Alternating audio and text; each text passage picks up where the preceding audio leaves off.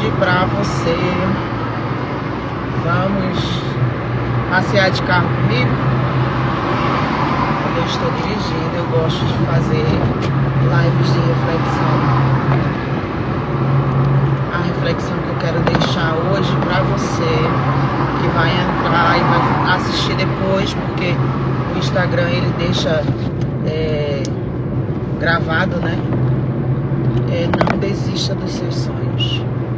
Por mais que você ache que é impossível, eu quero te deixar nessa tarde. Não desista dos seus sonhos. Não desista dos seus sonhos.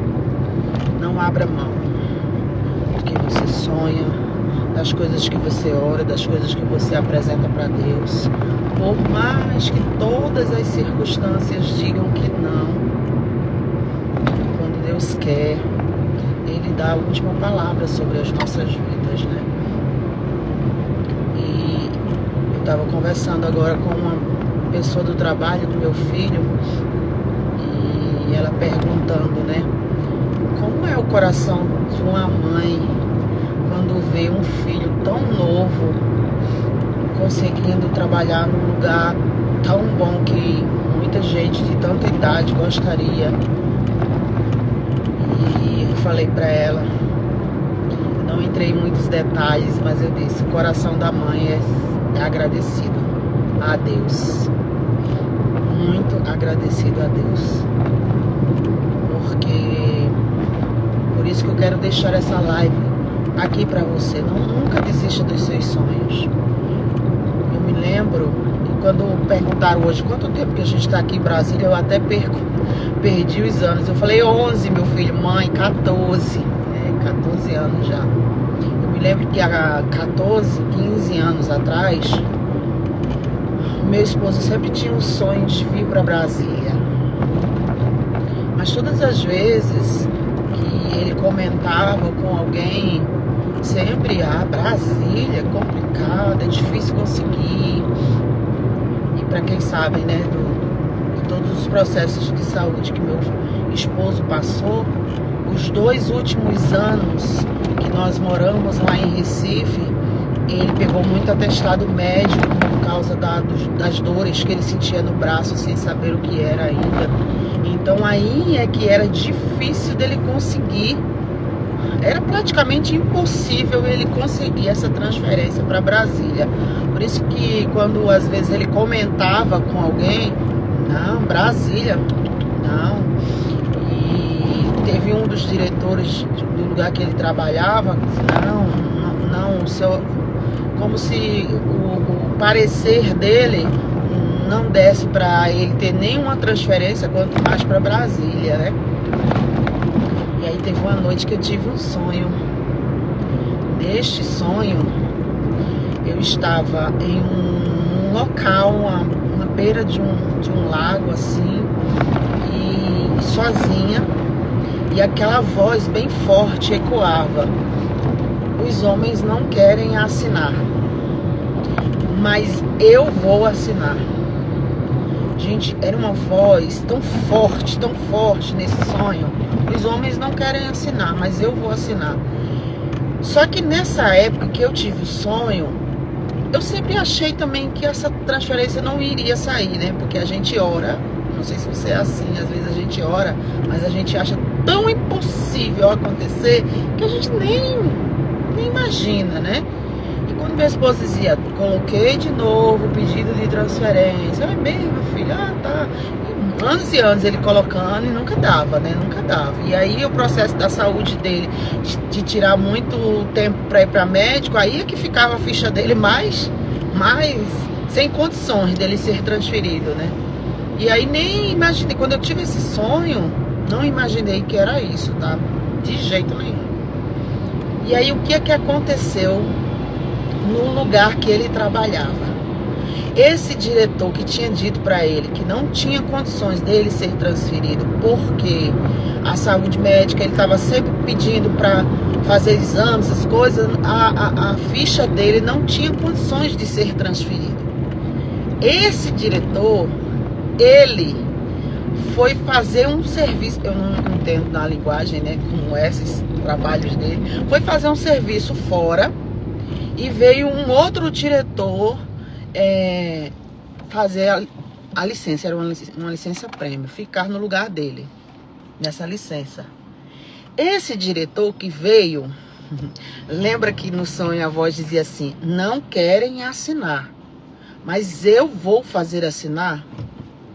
Gente, olha, quando Deus quer uma coisa, não tem quem peça, gente. Não tem quem peça, porque era improvável nós virmos para Brasília. Era improvável. E aí, eu me lembro que nessa mesma época, nós estávamos pastoreando uma igreja amada aqui, sabe, assim, que era... Tudo estava caminhando bem. A igreja que a gente estava pastoreando lá era uma bênção, uma verdadeira bênção, a igreja lotada, sabe? Nós estávamos com um pastor lá e a gente já tinha avisado que não ia passar muito tempo. E tava uma bênção, uma bênção, uma bênção, uma bênção, uma bênção. Tudo caminhando direitinho. Aí eu tive esse sonho, então eu não levei muito a sério não o sonho, sabe? Eu só sonhei. Pronto, falei pro meu esposo, ele foi, mano, foi. Aí esse diretor veio tirar essa licença prêmio desse diretor que disse a meu esposo que ele não podia ser transferido. Esse novo diretor viu a documentação do meu esposo. Gente, Deus é lindo. Agora eu rio, mas é coisa assim, sabe? Tremenda. Ele assinou a transferência do meu esposo sem nem olhar. Eu creio, né? Deus cegou os olhos dele, porque quando Deus quer, meu filho, Deus abre olhos e fecha olhos quando Deus quer, né? Eita, vai chover aqui em Brasília, viu? Olha, a nuvem tá bem escura. E aí ele assinou sem olhar que meu esposo não podia ser transferido, porque a ficha dele dizia que ele não podia ser, ele estava com muitos atestados médicos, não era condizente para uma transferência. E esse diretor que veio tomar o lugar, tomar o lugar não, né? Veio tirar essa licença prêmio, ele assinou a transferência do meu esposo. E aí, Deus é lindo, né? E aí saiu a convocação para Brasília. Menino, que? Como assim? Meu Deus do céu! Só que é a coisa, né? Assim, Deus permite, mas tem umas lutas que a gente passa. Teve luta, gente. Não foi fácil assim, não. Quando o diretor... Aí está, já saiu a transferência. Saiu a transferência e a gente morava em Olinda. Quem é de Recife sabe que Recife e Olinda são bem juntinhos, mas nós pastoreávamos em Candeias. Era Candeias. Longe, só quem mora em Recife vai entender. Nós pastoreávamos em Candeias, morávamos em Olinda e minha mãe morava em Recife. Nós passávamos 2 cidades, Olinda e Recife, para chegar na igreja que a gente pastoreava. E aí vai sair a transferência. Oh, menino, a gente vendeu tudo, se organizou pra, né? Botamos pra vender, vamos embora pra Brasília e tal. Aí o diretor que disse que não podia assinar voltou. Quando ele voltou, ele disse: essa assinatura aqui, essa transferência não podia ser feita. Mas já tinha assinado, né? Já tinha a transferência. Mas aí o que aconteceu? Aí mandaram a gente esperar mais 1 ano. A gente já tinha vendido tudo, né? Já. Aí, resultado, fui morar na casa da minha mãe, que mora em Recife, por 1 ano. Fui morar na casa da minha mãe, porque a gente achou que a transferência saiu assim, final de novembro. Geralmente quem sai assim, final de novembro, vai embora em janeiro, no máximo. Então a gente, né, vamos organizar tudo, vender tudo, organizar, não vamos mais levar esses móveis e tal. E aí, não, vocês vão ficar mais um ano. A transferência não pode ser desfeita, mas vocês vão ficar mais um ano. Aí a gente teve que ficar um ano na casa da minha mãe. E foi uma bênção também, porque nós reformamos lá, né, a casa da minha mãe.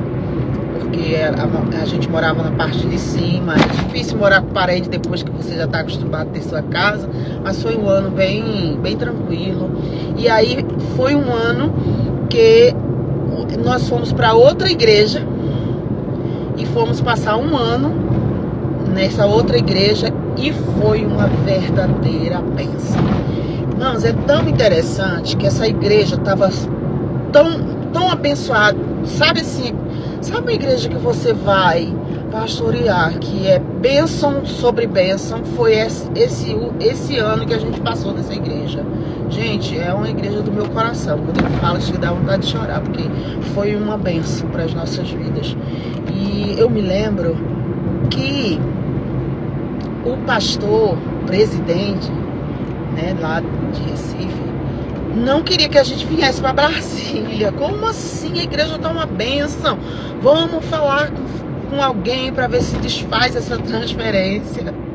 E nós estávamos tão assim empolgados com a igreja, que a gente esqueceu que nós passamos quase 5 anos atrás dessa transferência e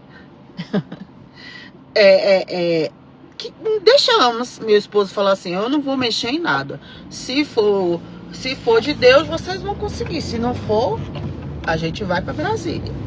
Aí um pastor lá de Recife conversou com daqui de Brasília, e se conhecia não sei quem, vamos ver se a gente desfaz essa transferência, porque a igreja tá uma bênção, como é que vai deixar a igreja desse jeito e tal. Aí, e a gente não movia uma palha. Não. Eu sempre dizia ao meu esposo: vamos orar para que seja feita a vontade de Deus. Lembra que nós passamos 4 anos esperando essa transferência. Outra coisa, eu tive esse sonho, mas vamos orar. Nós nem dizíamos nem que sim e nem que não. Deixa o povo se movimentar. Um ligava pro outro e tal, e não sei o que. E olha, nós vamos conseguir para vocês não irem, nós vamos conseguir para vocês não irem e tal. Aí um dia, a nossa igreja era um bairro que tinha algumas outras igrejas, né? E um dia nós estávamos no círculo de oração. E veio um pregador que disse: eu estou hospedado aqui, eu vim pregar numa igreja aqui, estou hospedado no hotel, e hoje não tem nada. Era uma quinta, né? Ou era uma sexta de tarde, nem me lembro, meu Deus, 14 anos. E eu vim pra cá, pra esse culto. Ai, que benção, seja bem-vindo e tal. Ele disse: mas eu só quero assistir, porque eu já vou pregar sexta, sábado e domingo. Então eu só quero... Ah, tá tudo bem. Gente, no meio do culto. No meio do culto. Isso é só pra quem acredita. Quem não acredita, tudo bem, eu respeito, tá? No meio do culto, esse homem levantou. E ele veio até mim e ele disse assim: o que eu assinei, estão querendo tirar a assinatura, mas eu não vou permitir, porque é a minha vontade. E para você não duvidar, eu vou te dizer: é para Brasília que você vai.